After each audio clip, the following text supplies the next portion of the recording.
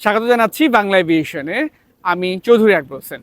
2024 এবং 25 অর্থ বছরে ব্যাগেজ বিধিমালার পরিবর্তন হয়েছে, আর এই বিষয় নিয়ে বাংলা এভিয়েশনের ফেসবুক পেজে আমরা আপডেট করেছি। এই বিষয়টি অনেকেই পরিষ্কার হতে না পেরে আমাদের সঙ্গে যোগাযোগ করেছেন আর একটু পরিষ্কার হওয়ার জন্য, আর এই বিষয়টাই পরিষ্কার করব আপনাদের সামনে। ব্যাগেজ বিধিমালায় স্বর্ণালংকার এবং মোবাইল ফোন নিয়ে পরিবর্তন হয়েছে, আর বাকি সব কিছু বিধিমালাই আগের মতো রয়েছে। আজকের ভিডিওয়ে আমরা কথা বলবো স্বর্ণালংকার এবং সোনার বার নিয়ে। ব্যাগেজ বিধিমালায় স্বর্ণালংকার নিয়ে পরিবর্তন এসেছে।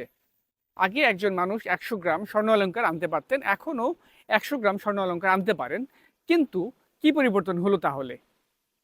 স্বর্ণের পরিমাপ করা হয় ক্যারেট হিসেবে, 22, 23, 24 এরকমভাবে। আগে স্বর্ণালংকার বলতে কত ক্যারেট সেটি বিধিমালায় পরিষ্কার ছিল না, যার কারণে অনেকে 24 ক্যারেট আনতেন, কেউ 18 ক্যারেট আনতেন। এই বিষয়টি পরিষ্কার করার জন্য এবার বিধিমালায় বলে দেওয়া হয়েছে 22 ক্যারেট বা তার নিচের অলংকারকে স্বর্ণালংকার হিসেবে বিবেচনা করা হবে। অর্থাৎ আপনি যদি 24 ক্যারেটের দিয়ে স্বর্ণালংকার বানান, সেটি কিন্তু অলংকার হিসেবে বিবেচিত হবে না। আপনি যদি 18 ক্যারেট বা 22 ক্যারেটের অলংকার বানান, সেটিই শুধুমাত্র অলংকার হিসেবে বিবেচিত হবে। আর আগের মতোই একজন ব্যক্তি একই ধরনের অলংকার 12 পিসের বেশি আনতে পারবেন না। তবে আপনি চাইলে কানের দুল, চুড়ি, গয়না এসব মিলিয়ে 100 গ্রাম পর্যন্ত সোনার অলংকার আনতে পারবেন।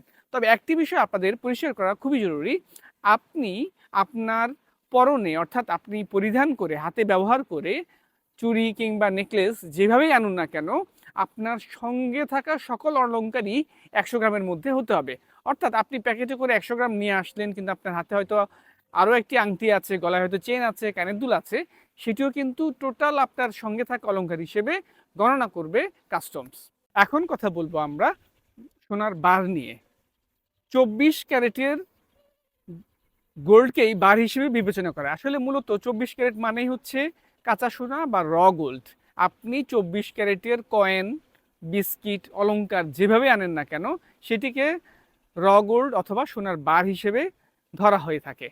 আর একজন যাত্রী সর্বোচ্চ 117 গ্রাম গোল্ড অর্থাৎ 24 ক্যারেটে সোনার বার বা অলংকার আনতে পারবেন।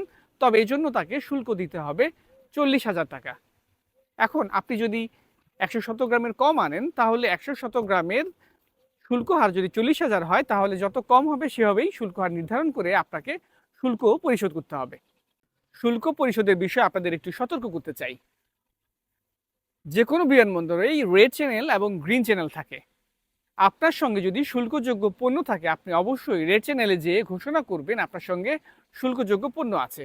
অর্থাৎ আপনি যদি সোনার বার নিয়ে আসেন, অবশ্যই আপনি রেড চ্যানেলে যাবেন, যে ঘোষণা করবেন আপনার সঙ্গে সোনার অলংকার বা সোনার বার রয়েছে, যেটি আপনি শুল্ক দিতে চান। এরপর আপনি সেখানে কাস্টমের বিধি অনুযায়ী শুল্ক পরিশোধ করে আপনার অলংকার নিয়ে যেতে পারবেন। কিন্তু আপনি যদি এই সোনার অলংকার নিয়ে গ্রিন চ্যানেলে চলে যান, সেক্ষেত্রে কিন্তু আপনাকে শুল্ক দেওয়ার পাশাপাশি জরিমানার মুখোমুখি হতে হবে। আরও কয়েকটি বিষয় আপনাদেরকে সতর্ক করতে চাই।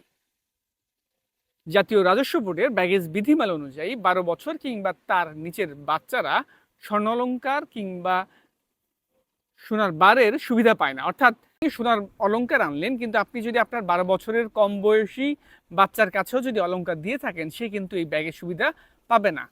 ফলে এই বিষয়ে আপনাদেরকে সতর্ক হতে হবে। একই সঙ্গে আপনাকে রেড চ্যানেলে যেয়ে শুল্কযোগ্য পণ্য থাকলে ঘোষণা করতে হবে।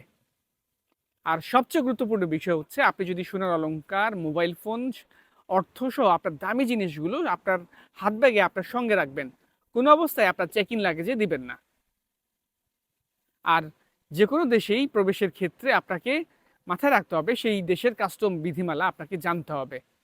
আর তাহলেই আপনার ভ্রমণ হবে আনন্দদায়ক। আজকের মতো বিদায় নিচ্ছি। সবাই ভালো থাকুন, সুস্থ থাকুন।